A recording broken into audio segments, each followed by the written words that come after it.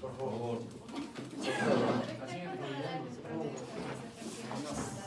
Ya el jueves. Pero no sé cómo van en el laboratorio. Yo tengo sus evaluaciones de laboratorio. No, El jueves. viernes. Viernes salen el sábado. Pero por lo menos los exámenes y los mapas estarán para el jueves.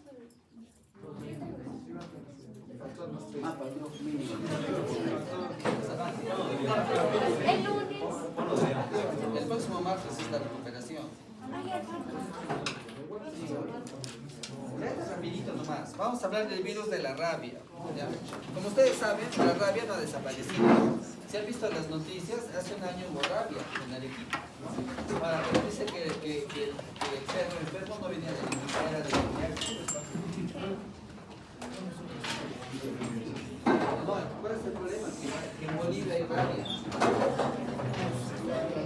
O sea, aparentemente el virus se ha trasladado desde Bolivia, porque en Bolivia hay rabia.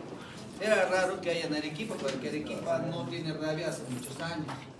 Ya. Ahora, lo que sí está vigente en el Perú es la rabia silvestre, que es por los murciélagos. ¿Ya? Entonces, existen dos tipos de rabia, la rabia urbana, los perritos, y la rabia silvestre, ¿no? Que la clásica es pues que entran a explorar, entran a los bosques, a las cuevas, luego vienen pues con las mordeduras de los murciélagos y desarrollan la enfermedad. ¿Ya? El problema de la rabia es que la mortalidad es 99% una vez desarrollada la infección, o sea, no hay modo de frenar la enfermedad. Como dice ahí, es enfermedad aguda y fatal que ataca el sistema nervioso central, puede afectar a todos los mamíferos y se transmite entre ellos por medio de secreciones infecciosas, con más frecuencia por una mordida o mordedura, ¿no? Es un virus de RNA con forma de bala, ¿no? En la micrografía electrónica con forma de bala. Mide de 180 por 70 nanómetros, pertenece al género Lisavirus de la familia Rhabdovirus.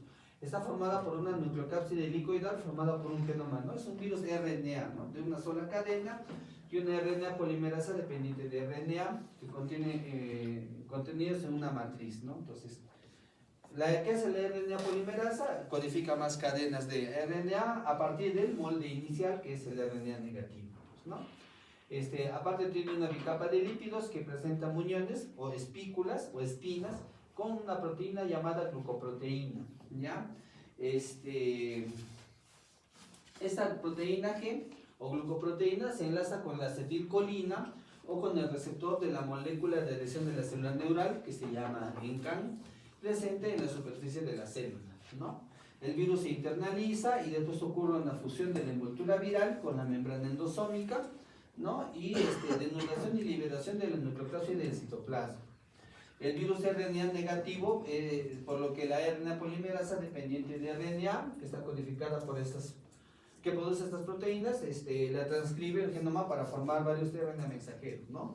Como el virus está en sentido negativo, tiene que ser positivo para que forme el mensajero, el RNA mensajero. Entonces de eso se encarga la RNA polimerasa. La proteína N es el principal componente estructural, ¿no? de la cápside, ¿no?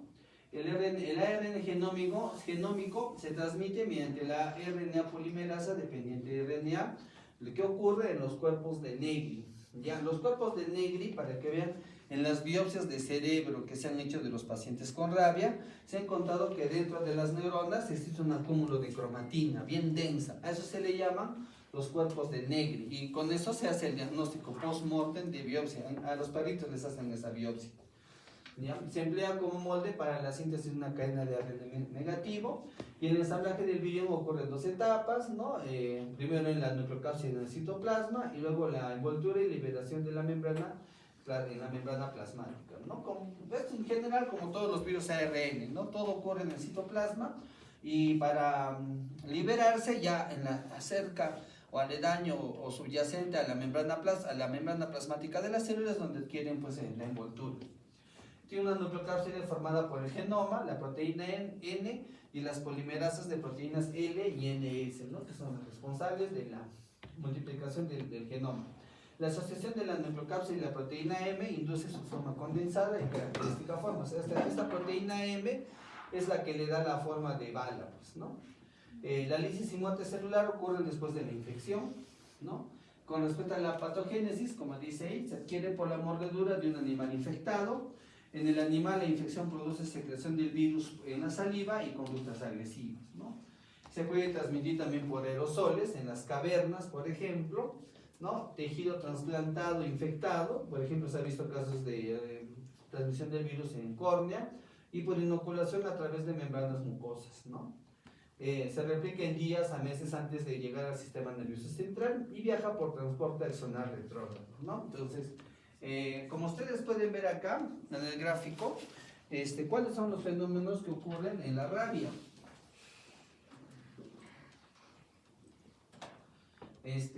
No se olviden del gráfico. El virus se inocula por la mordedura del animal enfermo, ¿no? Este virus inicialmente se va a replicar ¿en dónde? En el músculo, ¿ya? Entonces, el primer sitio de replicación del virus es el músculo, no es en la neurona. Luego, el virus va a ascender, o los viriones entran en el sistema nervioso periférico, ¿no? Por las neuronas sensitivas, y por transporte axonal retrógrado van a llegar ¿a dónde? A los, o por los nervios motores, perdón, llegan ¿a dónde? Al sistema nervioso central, ¿no? Hay una replicación adicional en los ganglios dorsales, ¿no? ¿Los ganglios dorsales son sensitivos o motores? Son sensitivos, ¿no? Son sensitivos, ¿no?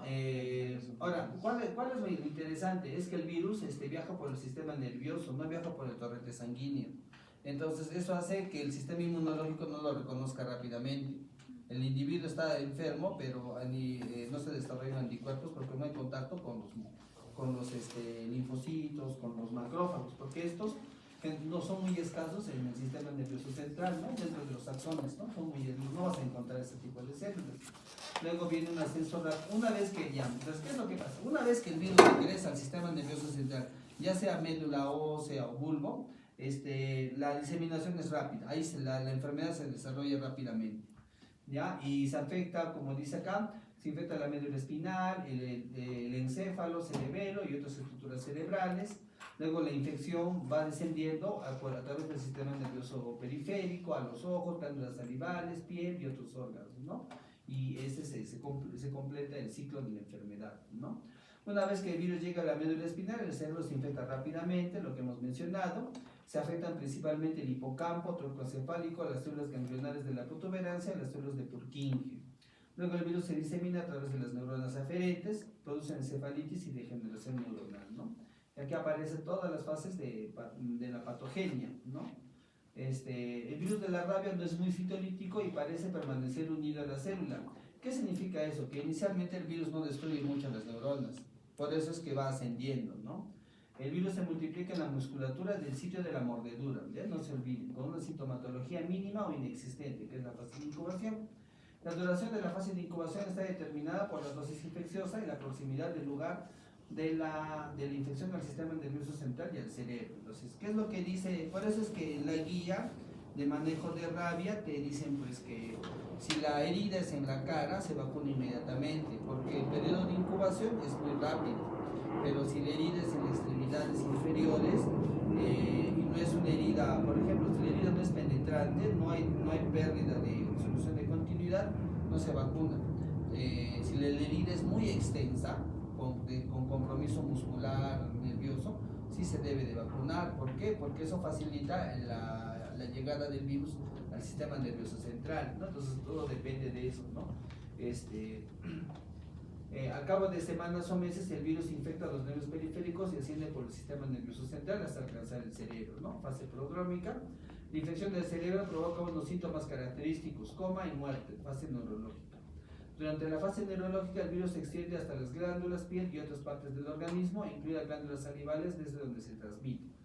La infección de la rabia no provoca respuesta humoral hasta las fases terminales de la enfermedad, cuando el virus ya se ha diseminado desde el sistema nervioso central a otras partes, ¿no? Eso es lo que significa. Una vez que el virus sale del sistema nervioso central, recién el organismo lo puede identificar. La administración de anticuerpos puede inhibir la progresión del virus y la enfermedad si se administra precozmente. La idea es evitar que el virus llegue al sistema nervioso central. Si no llega al sistema nervioso central, no se produce la rabia. El periodo de incubación prolongado permite una vacunación activa como tratamiento post-contagio, ¿no? Ahí te los vamos a mostrar cuánto es el periodo de incubación. Las proteínas víricas inhiben la apoptosis y algunas acciones del interferón, por eso sobreviven dentro de las neuronas. Los anticuerpos neutralizantes aparecen cuando el cuadro clínico está bien establecido, ¿no? Lo que estamos diciendo, ¿no? Se libera poca cantidad de antígeno y la infección se mantiene oculta a la respuesta inmunitaria. Y los anticuerpos pueden impedir la diseminación del virus hacia el sistema nervioso central y el cerebro, ¿no? Entonces, lamentablemente el organismo no se va a dar cuenta de eso hasta que ya el virus ya ha atravesado pues, el encéfalo.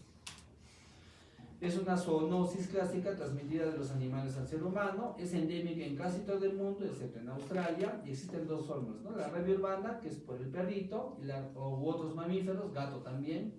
El único animal, bueno, no se reportó rabia en roedores, en ratas, por ejemplo, no se reportó. Pues la rata transmite leptospira, otras cosas.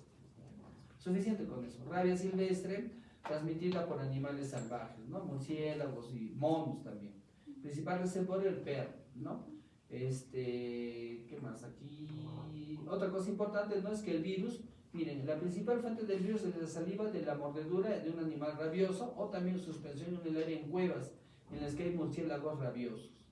¿Quiénes corren riesgos? Veterinarios y cuidadores de animales, personas mordidas por un animal rabioso, habitantes de países sin programas de vacunación de animales domésticos, ¿no? Bueno, raro, Perú tiene, periódicamente vacunan a las mascotas, ¿no?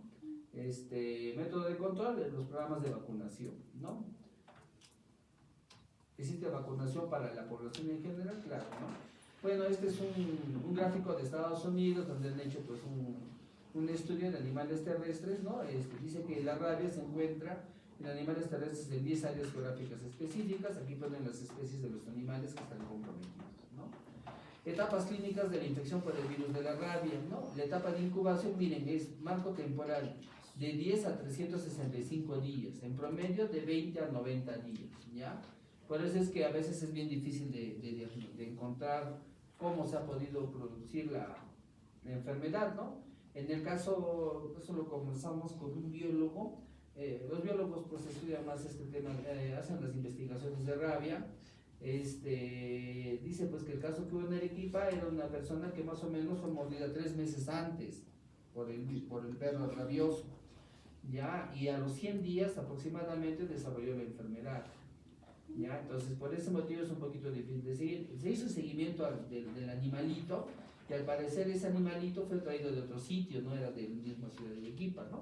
Lo que dijimos, creo que era de Juliaca, o no sé de qué parte de Puno, pero ya hay una correlación porque en Bolivia sí hay rabia, entonces probablemente por ahí uno de los animales se ha infectado y pues transmitió, ¿no?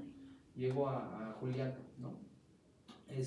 ¿Dónde se replica el virus? A ver, en el periodo de incubación no hay síntomas, ¿no? Como todo el proceso de incubación, y el virus se replica en las células musculares. La etapa prodrómica, que dura de 2 a 10 días, hay síntomas inespecíficos, malestar, fiebre, dolor de cabeza, náuseas, vómitos, a veces problemas respiratorios. Luego aparecen cambios mentales sutiles, insomnio, dolor, comezón, hormigueo en el sitio de la mordida, por replicación del virus en el sistema nervioso central. Luego viene la etapa neurológica aguda, que dura 2 a 7 días, con la presentación, ¿no? Existe una rabia furiosa y rabia muda. La primera es la rabia furiosa, con hiperactividad, excitación, desorientación, alucinaciones, comportamiento extraño, hidrofobia, convulsiones y agresividad, ¿no? Todo lo que clásicamente ustedes han visto, pues, ¿no?